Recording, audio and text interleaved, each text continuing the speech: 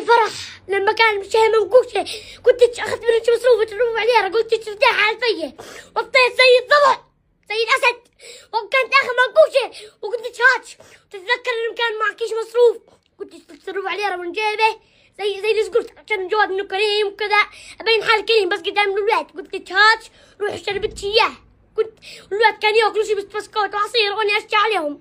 تتذكري خبزة الحمام لما اللي كنت حطيت فيها شيبس بوكس وكنت تاكل تهني.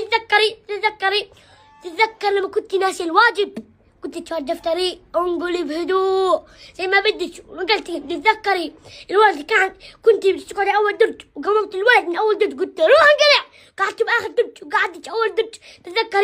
تتذكري لما قلمي كان مفقود حطيت قلمي قلت شاتش اكتبي براحتك. اجت قالت لي وين قلمك يا جواد ليش متحل زي ولاد على اللوح؟ قلت له ما معيش قلم طفران وانا ما اعطيتش اياه.